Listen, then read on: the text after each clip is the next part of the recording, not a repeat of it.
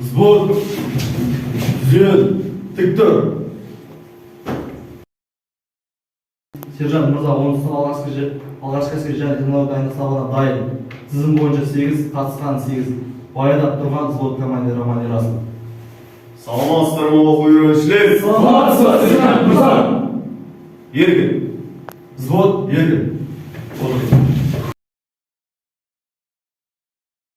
Өткен тақырып үйге не өрілді? Кім айтады? Оқу үйренуші? Оқу үйренушімен әдісәді болдыңыз. Калашник автоматы және қол пулеметі. Аха, отырыңыз. АК-74 автоматын кім шығарған? Оқу үйренуші? Мен Тазабек Мұхтар, оны Дмитрий Михайлович Калашников шығарған. Отырыңыз. Калашников автоматының басында не тұрады? Оқу үйренуші? Оқу үйренуші Аларбек Атабек. Сүңгі пышағының салмағы 490 грамм. Отырыңыз. АК-74 автоматы оқ жатарын қанша оқ кетеді? Оқу үйренуші? Оқу үйренуші Роман Ерасыл 30 оқ кетеді. 30 оқ кетеді екен. 545 мм. Миллиметр? Отыр. Ауыз. Так, өткен тақырыбымыз меніңше түсінікті сияқты. Енді бүгінгі тақырып АК-74 автоматының жартылай шашу және жинақтау. Калашников автомат Дмитрий Калашников 1919 жылы туылған, 18 жасында 19 жасында отан алдындағы борышын өтеп танковый батальонына барып түседі, барады. Және ол жерде жақсы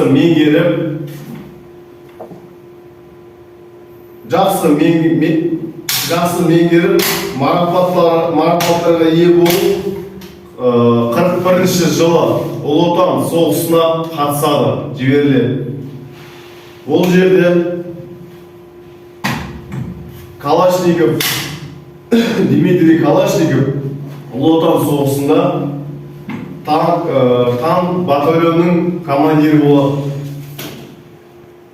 Сөйтіп Калашников ол госпитальге қарсыластың жаудың оғына ұшырап госпитальге түседі. Госпитальде жатып 47 жылы өзінің достарының көмегімен Макар пистолетін ойлап шығарады автоматын. Сөйтіп 1974 жылы Калашников автомат іске қосылып, өңдеуден қаралы іске қосылады. Және Калашников автоматын Калашников 74 жылы шығарылды ғой. 74 деп есім қойған. Қазір таңда 60 мемлекет қолданады бұл автоматты. Калашников автоматты жартылай шашу. Ең бірінші Калашников автоматын оқ-жатар аламыз. Оқ-жатарға 30 оқ кетеді. 5-те 45 мм. Бұл оқ-жатар автоматқа оғын жеткізіп беріп тұрады. Пенал. Шықпай алады ғой.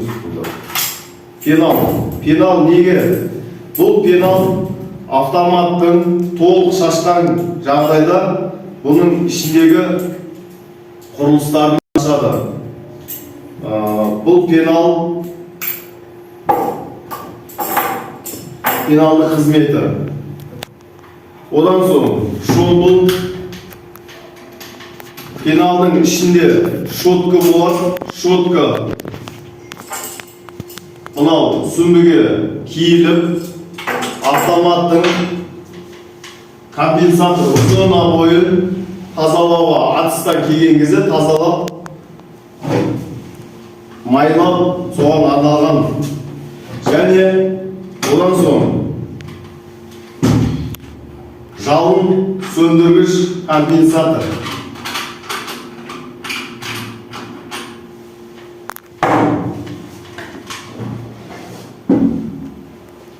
Одан соң мынау сақтандырғышты түсіріп автоматта 90 немесе 45 градуста ішіндегі оқ бар жоғын біліп аламыз. Жоқ, шүртпені басып. Енді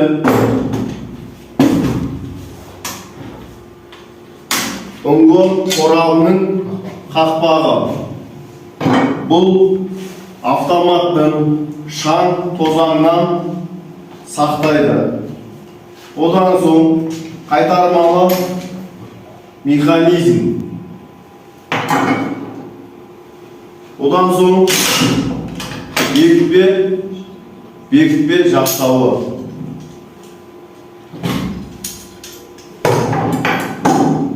Одан соң газ түтікшесі. Осы АК-74 автоматының жартылай шашу үлгісі. Так, енді бұны қайтып жинаймыз. Біз қалай шаштық, жаңа солай қайтып жинайды екенбіз. Так, ең соңында газовый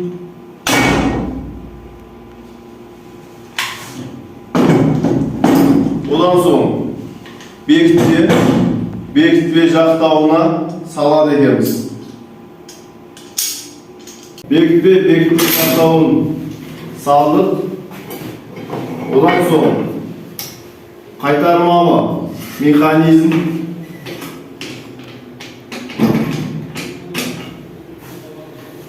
Одан соң ұңғы қорабының қақпағы.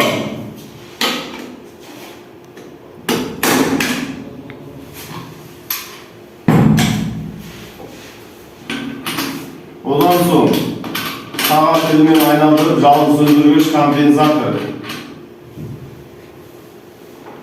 Шомбыл.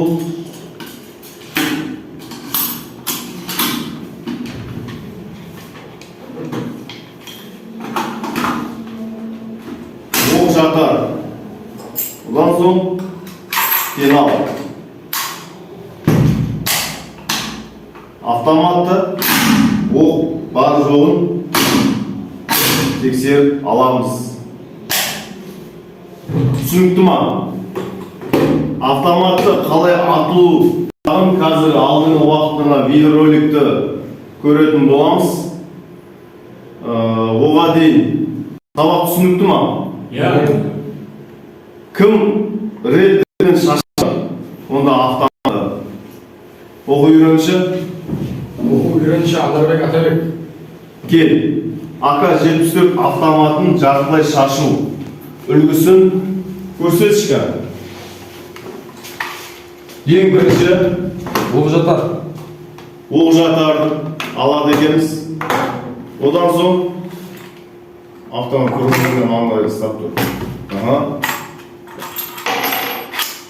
Одан соң пенал.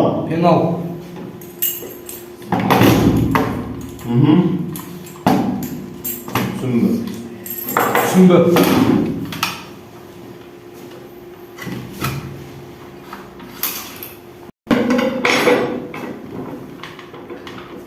Компенсатор. Жалын сөндіргіш компенсатор.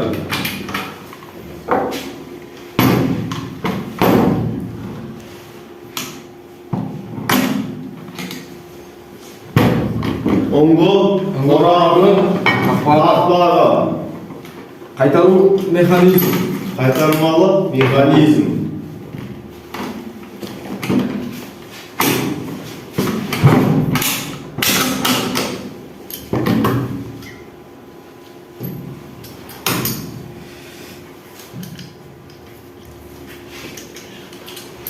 Бекітпе, және бекітпе жақтау. Одан соң газ түтікшесі. Осы АК-74 автоматын жартылай шашу үлгісі. Енді қайта жинақтау үлгісін көрсетіңіз. Газ түтікшесін ең алдымен газ түтікшесін аламыз. Gaz түтікшесі,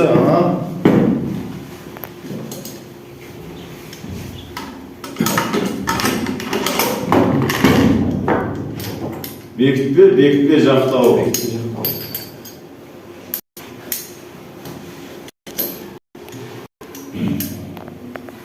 Бекітпе жақтау аламыз.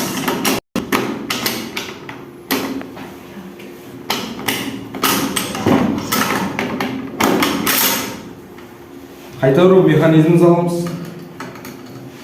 Қайтару механизмін саламыз. Крышка қақпағы. Оңғы қорабының қақпағы. Бұл автоматты шаңнан қорғайды. Дұрыс. Жалын сөндіргіш. Бұлар кейін сүмбі автоматта соғыстан келгеннен кейін тазалауға арналады. Майлар тазалауға. Жалын ішіндегі шотқа оғы жатады. Бекітіледі. Автоматта 90 және 80 градуста ұстап, автоматта оқ бар жоғын тексереміз.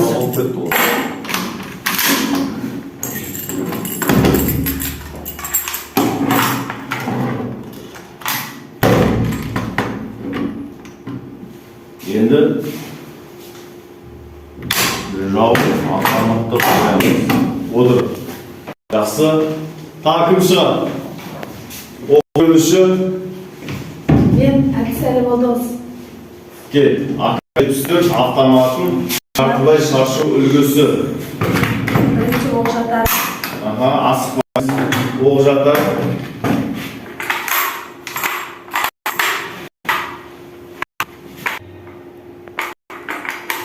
Одан Kenar.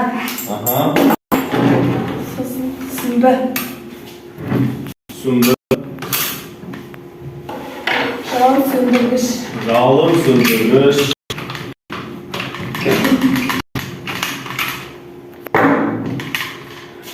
Öngü қорабының қақпағы.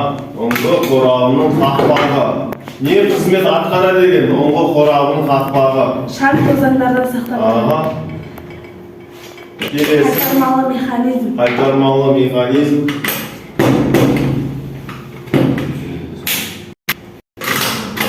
Бекітпе жақтау.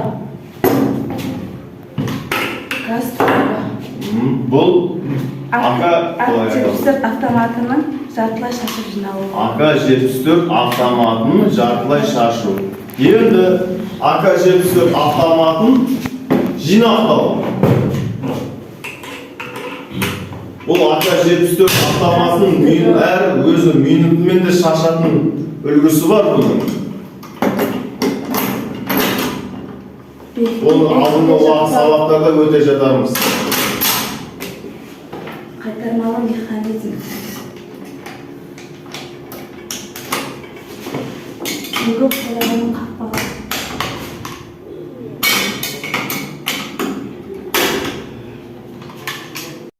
Жалын söndürgüç.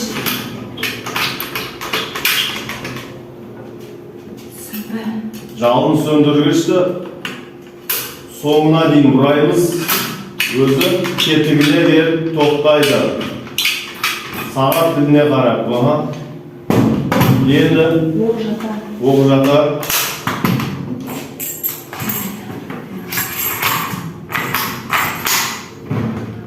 Оқ бар жолын біліп сақтандырышты жер. Шүріппені бас. Енді сақтандырышты қой.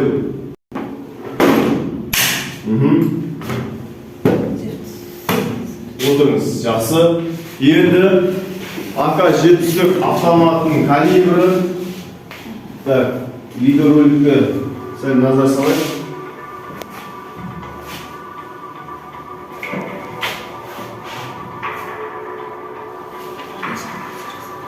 Көрдің ба, калибрдің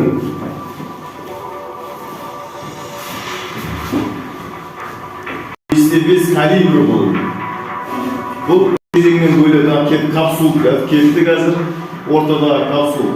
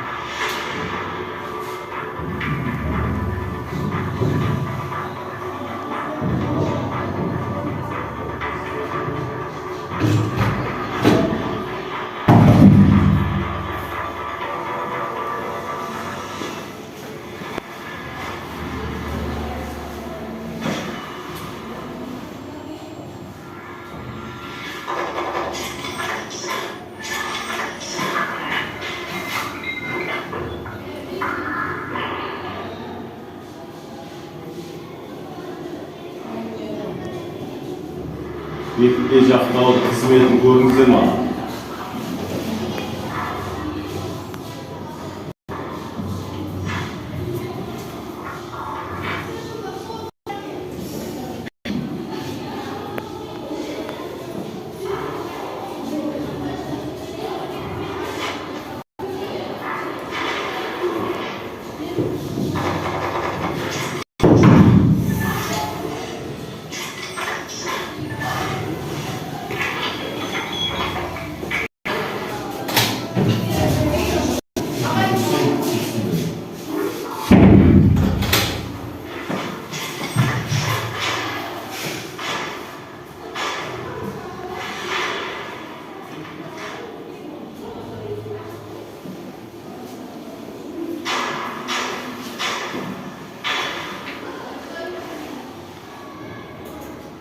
Түсінікті болды ма? Ya. Aka 74 автоматы сақтандырғыш. Екі кезеңде тұрады. Ол жекелей ату және автоматты түрде ату. Үйге тапсырма. Сабақ түсінікті ма? Үйге тапсырма. АК-74 автоматтың құрылыстарын меңгеріп жаттап келеміз. Сау болыңдар оқу үйренушілер. Sağ olun Sержant Musa. Өшер. Sağ olun Sержant Musa.